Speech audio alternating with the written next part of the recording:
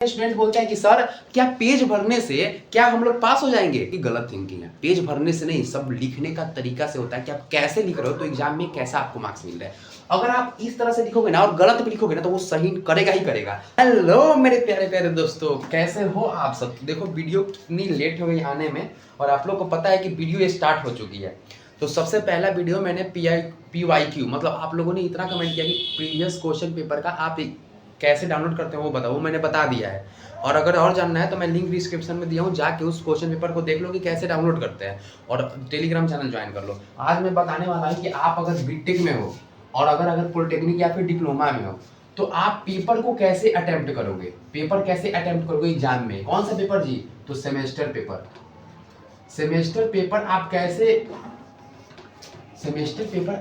कैसे वहां पे लिखते हो, कैसे क्या करते हो, आज मैं ऐसा टेक्निक बताऊंगा आपको, एकदम रियलिटी में अपना टेक्निक बताऊंगा।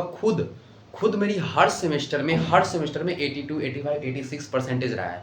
टोटल ओवरऑल परसेंटेज 85 to 86 है मेरा। तो मैं आप लोगों को उतना बताता हूँ जितना इजीली आप लोग कर सकते हो। जैसे देखो मैं बताता हूँ यहाँ पे how to write a paper in exam. ये बीटेक और पॉलिटेक्निक के लिए नहीं बल्कि हर आप उस ऑब्जेक्टिव पेपर के लिए जिस पेपर में आप एग्जाम देना जाते हो ऑब्जेक्टिव पेपर जो चीज होते हैं, ऑब्जेक्टिव नहीं सॉरी सब्जेक्टिव पेपर आप जाते हो देने के लिए, तो जो भी आप कैसे लिखते हो मैं बताता हूँ। जैसे आप लोगों को क्वेश्चन दे दिया यहाँ पे कि क्वेश्चन नंबर 1 में आपका पूछा है एक्सप्लेन, क्या एक्सप्लेन करने के लिए जी? ट्रांसफार्मर।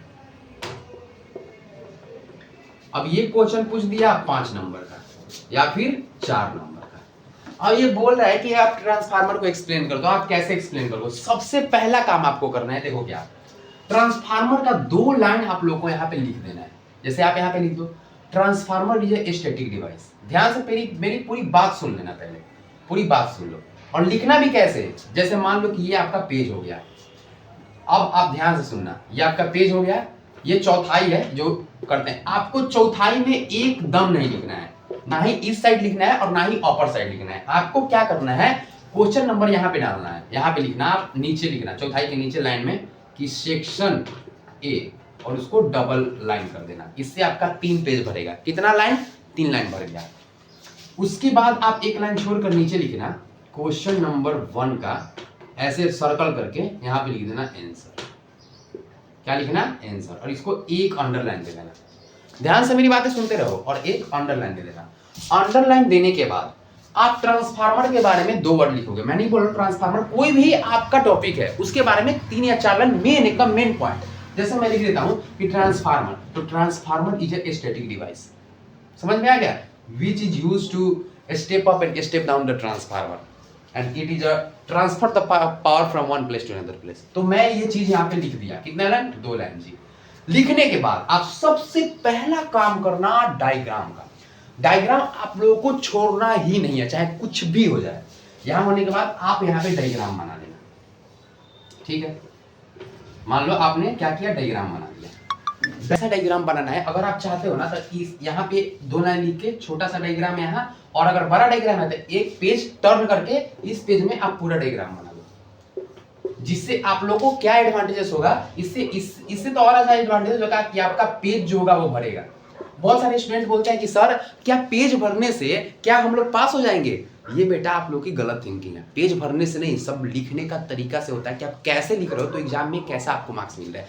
अगर आप इस तरह से लिखोगे ना और गलत भी लिखोगे ना तो वो सही करेगा ही करेगा। आप क्या करो, अगर आपका लगभग 15 लाइन का आंसर है मान लो, तो आप क्या करो ना, ऊपर का 3 लाइन एकदम करेक्ट आंसर लिखो। बीच में आप कुछ भी लिखो, डजंट मैटर। आप गाना लिख दो, डजंट मैटर।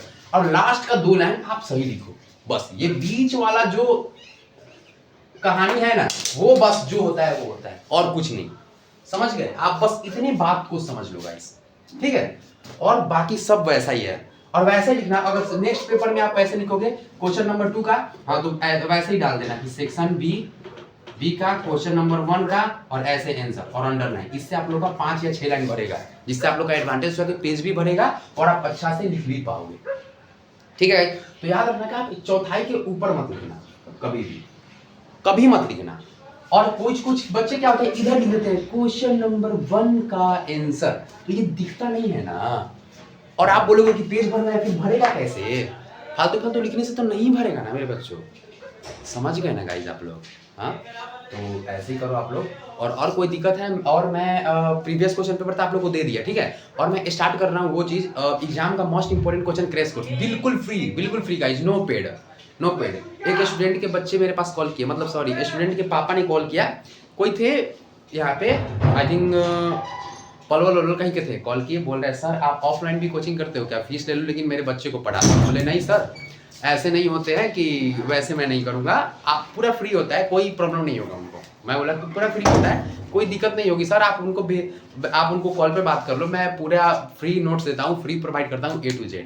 तो उन्होंने बोला, बहुत ही थैंकफुल बोला कि आपकी वजह से मेरा बच्चे पास हो गया, ये हो गया। बहुत सारे बच्चे हैं पास होने के बाद। और मैं नेक्स्ट वीडियो ला रहा हूँ इंटरव्यू के बेस पे, जैसे आप लोग इंटरव्यू दे रहे हो ना, तो कौन कौन सा क्वेश्चन आप लोगों को मोस्ट इंपोर्टेंट है, कैसे इंट्रोडक्शन देते हैं, कैसे सेल्फ इंट्रोडक्शन देते हैं, जल्द से जल्द वीडियो आएगी, ठीक है। तो इस वीडियो को लाइक कर देना, और जो भी क्वेरी होगा आप लोग कमेंट कर देना। Thank you so much for watching. Okay, thank you so much guys.